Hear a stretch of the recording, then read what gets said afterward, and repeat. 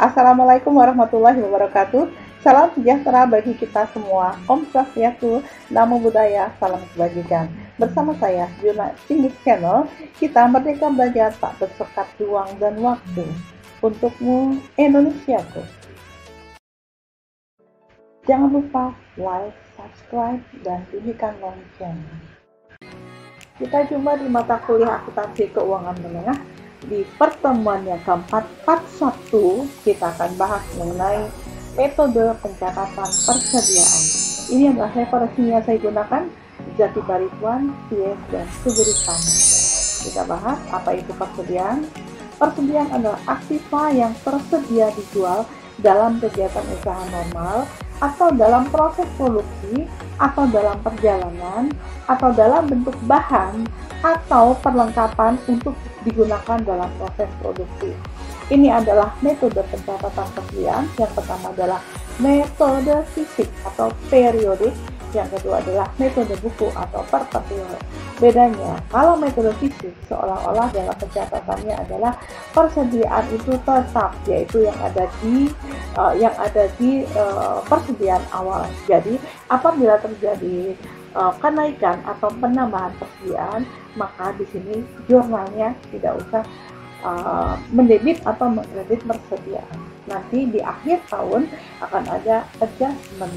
Kalau metode perpetual, karena setiap terjadi penambahan persediaan di buat jurnal, setiap kali ada pengurangan persediaan, maka akan dibuat jurnal pula, maka di akhir tahun tidak usah dibuat jurnal penyesuaian. Apa bedanya secara rinci? Kita lihat, ini adalah metode perpetual dan metode fisik. Contoh, untuk transaksi pembelian persediaan, maka akan dibuat jurnal untuk metode perpetual persediaan pada utang dagang.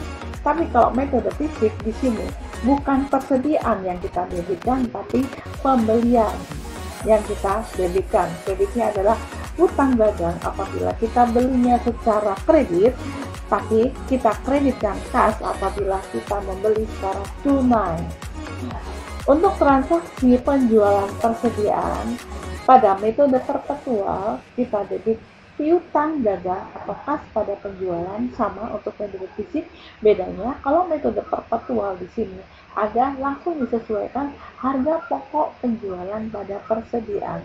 Tapi kalau metode fisik itu tidak ada.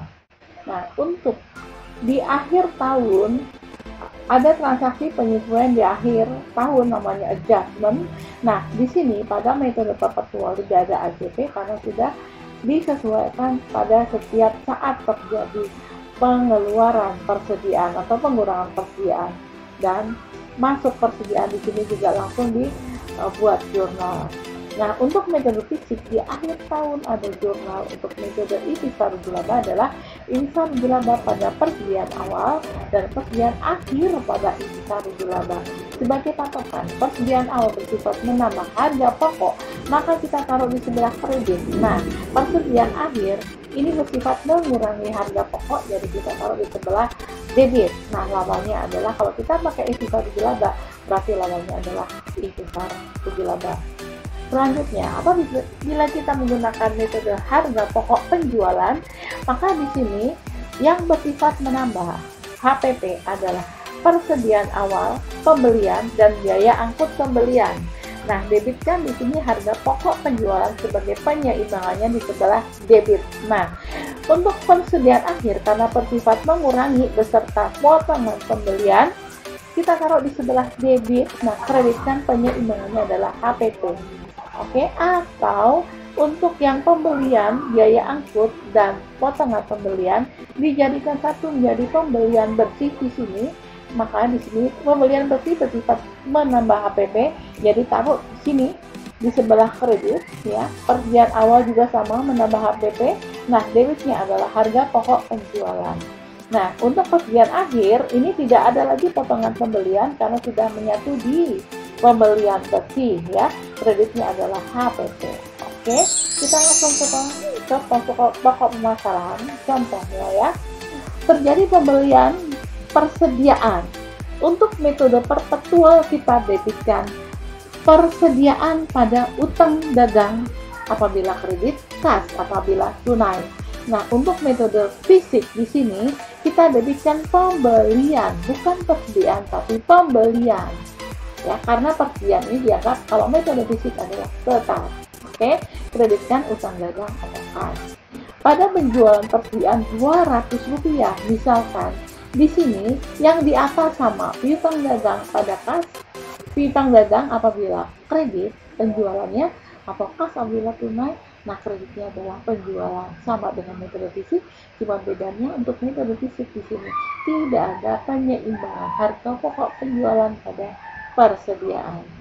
Oke, di akhir tahun ada misalkan data persediaan awal Rp50, persediaan akhir Rp75. Untuk metode perpetual tidak ada AJP karena sudah disesuaikan di setiap kali transaksi penjualan. Oke. Nah, di sini apabila metode fisik kita lihat ada HPP. Nah, ada AJP. Nah, AJP di sini ada metode ikhtisarul jalabah dan metode HPP. Kita masuk ke ikhtisarul jalabah dulu. Nah, di sini persediaan awal bersifat menambah HPP, kita kreditkan di sini, lawannya adalah ikhtisarul jalabah. Begitu pula dengan persediaan akhir Rp75, di sini kita debitkan Rp75, lawannya adalah ikhtisarul jalabah. Nah, apabila misalkan di sini ada data pembelian 100, kemudian ada biaya angkut pembelian Rp10, kemudian ada potongan pembelian Rp5, maka di sini kita jurnal HPP pada persediaan awal 50, pembelian 100, biaya angkut pembelian ada 10. Nah, di sini kita total menjadi Rp160. Itulah debit di HPP. Kemudian persediaan akhir bersifat mengurangi di sini, berarti kita taruh di sebelah debit, mengurangi HPP ya. Di sini kita taruh sebelah debit. Nah, pada di sini ada juga potongan pembelian. Misalkan potongannya ada 5, maka di sini akan dibuat jurnal persediaan akhir 75, potongan pembelian 5, dan HPP Rp80. Atau kita satukan antara pembelian, biaya angkut, dan potongan pembelian menjadi, untuk yang pertama adalah HPP pada persediaan awal dan pembelian bersih. Jadi biaya angkut, pembelian, dan potongan pembelian dijadikan satu. 100 ditambah 10 dikurangi 5 ada 105. Oke, jadi di sini di sebelah debitnya adalah HPP. Ini merupakan penjumlahan dari persediaan awal dan pembelian bersih. 50 plus 105 menjadi 155. Dan untuk yang persediaan akhir ini taruh di sebelah debit, kreditnya adalah HPP tanpa potongan pembelian karena tadi sudah disatukan ke pembelian bersih. Oke, sampai di sini pertemuan kita. Silakan Anda pelajari di pertemuan yang keempat, part yang kedua. Oke, wassalamualaikum warahmatullahi wabarakatuh. Salam sejahtera untuk kita semua. Om Swastiastu, Namo Buddhaya, salam kebajikan.